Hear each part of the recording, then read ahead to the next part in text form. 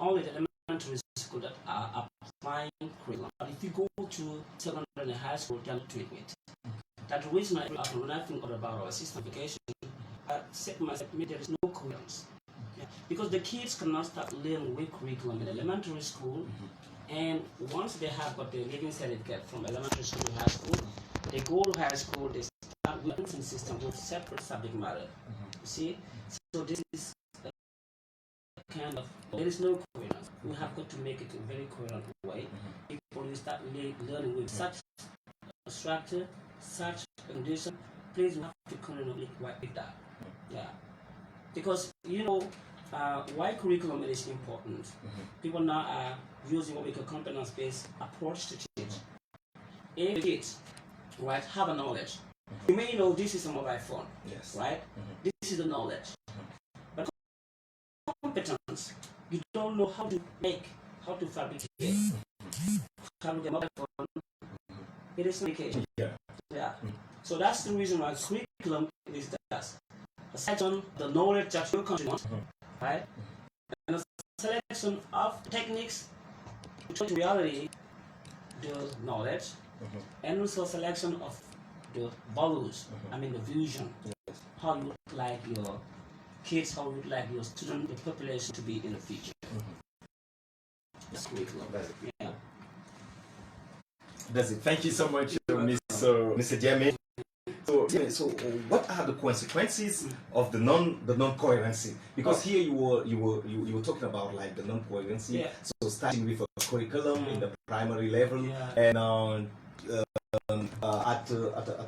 in the moment your things change, like I say in the high school or the secondary school. Quality of education. Yes. We're not going to have quality of education. We have so many people who are going to drop out.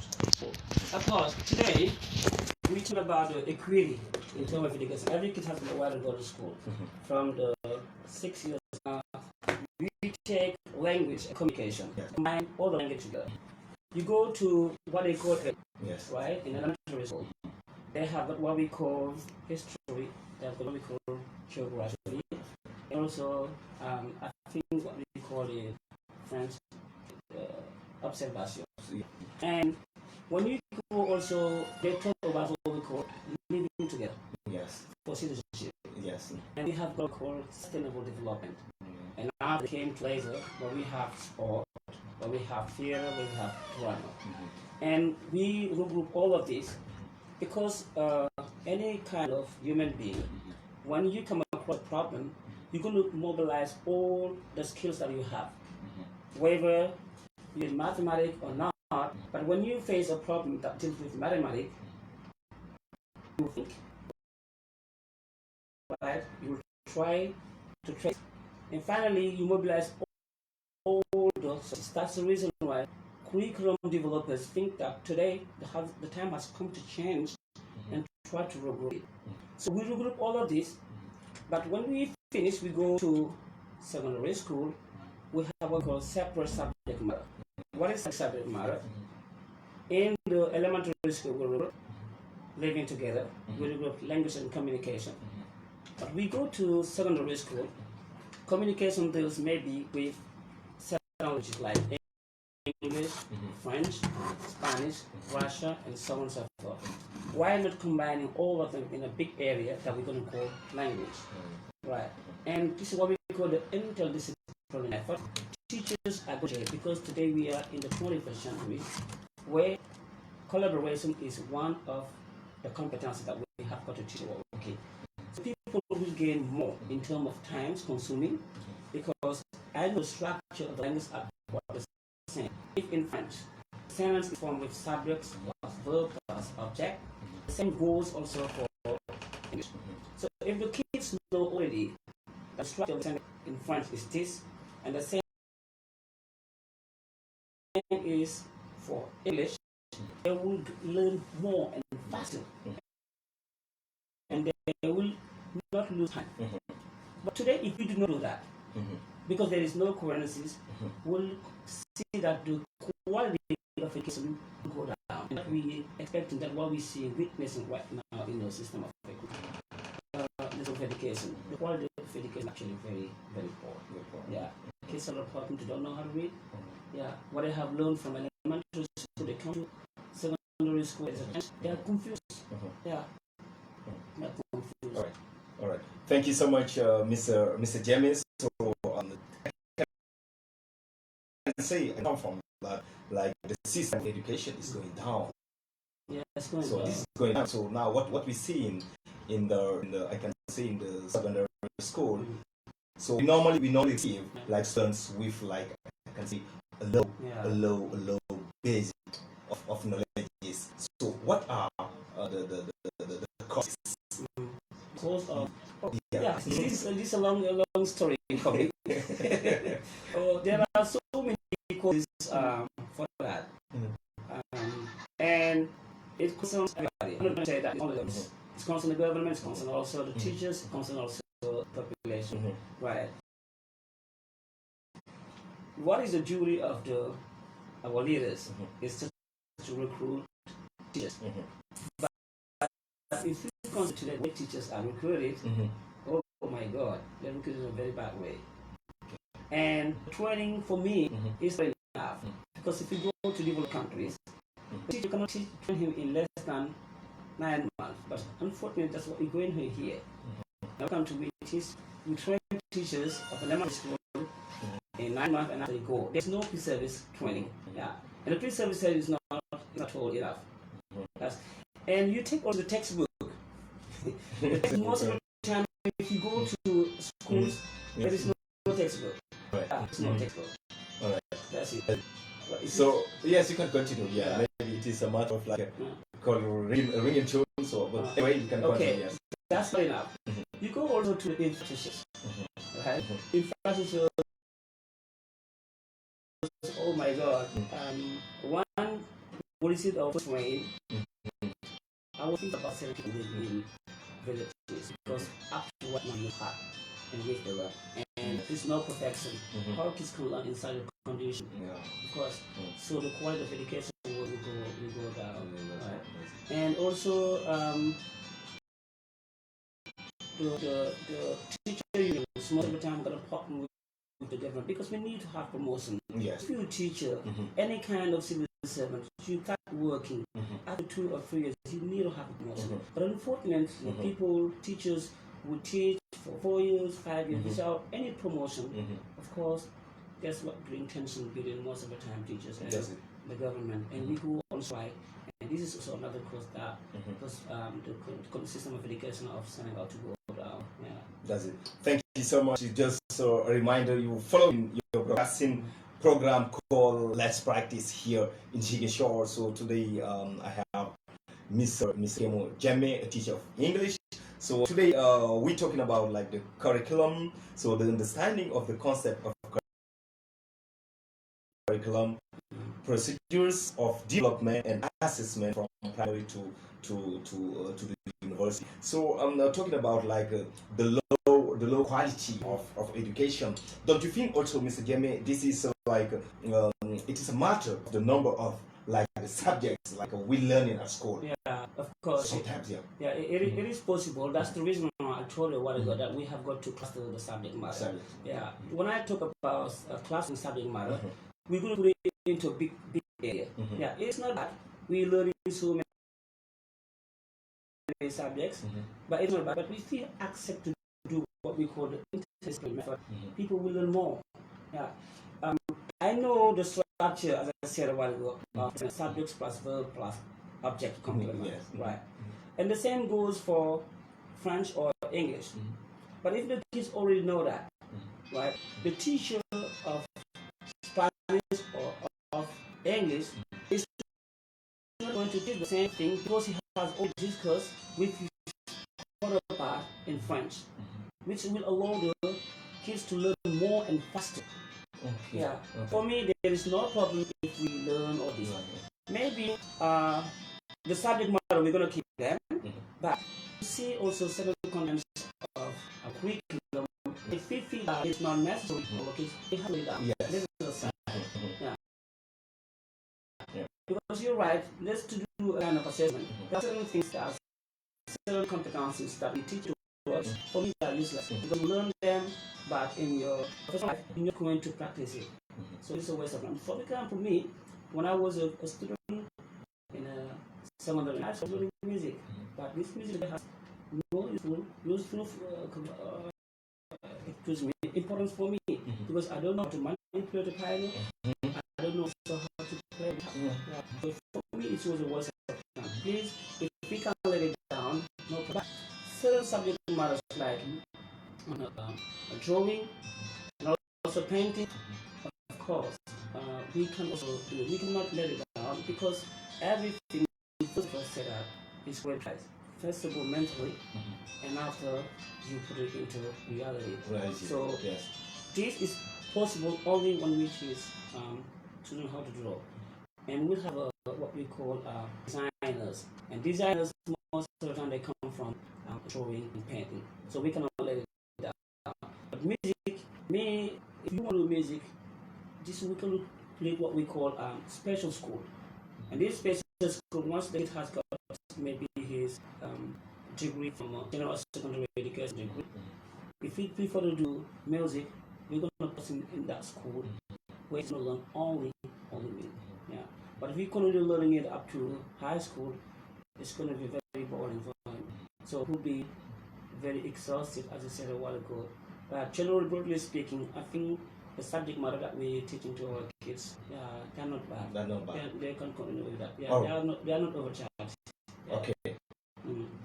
Yeah. So I'm talking about like the specifics. I can say like to be specialized in a field. Don't you think that sometimes what we're doing is not what we really need? I mean, we're learning, but we don't take it into the practical. So we just learn in vain. Sometimes. That's where developing curriculum is very important. You're going right away to tackle the procedures of developing curriculum. If, for example, you are a developer of a curriculum, you're a policy maker, right? And you want to design a curriculum for your kids, for your country also to be developed tomorrow. I cannot do it based on the reality of certain countries because I know my country has got what we call gas. We have commodities like we have grain, right?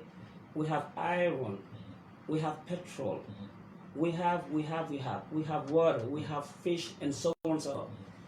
So if I want to design a curriculum, it is going to be based on the natural resources and also based on my values, basically based on my realities. But if I design a curriculum that has nothing to do with the reality of my country, of course, when you finish your education, even though you have a bachelor or master degree, you may not find a job, or your education will be useless for you. So of course you're right. All right. When we got independence, I think the first objective of the president and his co-workers is to do his best so as to have economic growth, social also growth, and so on and so forth. But today, we do not face that. It's because generally people stay at a high level and they decide on what we have to learn. That is not a good procedure of curriculum. As we already know our natural resources, me as a developer of the curriculum, the first thing that I have to do, I have to plan it. After checking and seeing all what is important for my country, I go into the country, down the country, and meet all the stakeholders, the participants.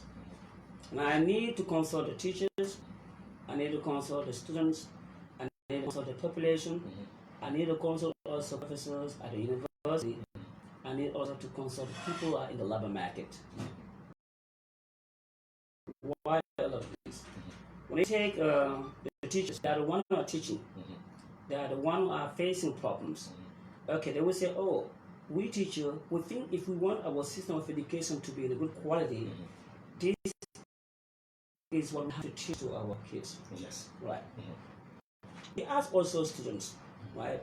You today in the 21st century, we teaching you medical science in the 1980s, so on and so forth. Maybe it is outdated. In the 21st centuries, what do you need actually to address the challenges that we're going to face? Teachers, students will give. The population, we need to consult them because the population are sending their kids to us. They should normally know, oh, my kid that I'm sending to school, if he goes there, he will learn this and this and this. Yes. Yeah, he will be confident. We need also to consult teachers at the university. Why? Because if the kid finishes his lower secondary school, he will go to university. Teachers at the university will be confident, all right, the students that we are going to receive, right, have already known or they are pre-initiated, pre-taught on concept or subject matters that we are supposed to teach them here in a high school. Understand what I mean? Yeah. Why also we have to consult the people who are in the labor market? I mean the bosses, I mean the entrepreneur. Not everybody who goes to school will become a prefect or governor. He also will going to go and work in the factories, right? He maybe will have to work in the enterprises. If, for example, I am an entrepreneur like this, I need to consult him. This is not going to recruit a teacher because the teacher will not be important for him. But if he wants to do, which kind of do you want to teach our kids? You should tell, all right, I would like you to be a journalist. I would like to teach you for me technician and so on. So if we take all of these, right, what the contribution of the stakeholder participants, and this is going to be the content of what we're supposed to teach our kids. Yeah.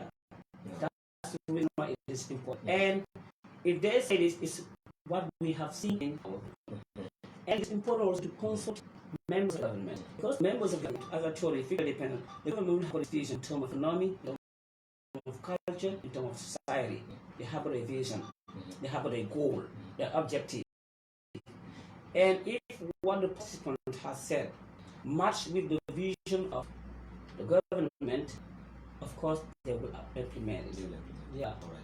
So here, if I understand, like you mean like making or creating or building like a curriculum.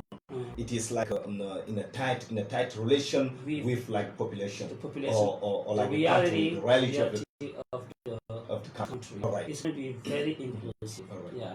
Now, something after we have accepted for all of this, the content of the curriculum, there is something that is very important, the content of the syllabus. That's it. Meaning English is what we have to teach, mathematics, history, geography, civic education, physical education, and so on and so forth. And this, we're going to consult inspectors because they have a deep knowledge of that. The inspector or the teacher of English will tell, all right, for the first year, you have to teach this. The second year, you have to teach this. This is the content of the syllabus. Content of the syllabus. Right. And syllabus and curriculum is different. I can say the curriculum is the umbrella, and the syllabus is the sub-umbrella. I mean, the sub-content of this. Yeah. Okay. And they will also determine the number of hours. Number of hours we have to teach. And further, they will tell how to assess it. Yeah. How to assess it, because I remember some years ago, when Inspector Gujabi was chief here at the school district, now told that he is in Kaulak, there is always tension between Mr. Gujabi and teachers because we do what we call standardized tests. Standardized tests, harmonize, evaluation harmonize. Yeah. It is normal for the school district to do standardized tests. Why?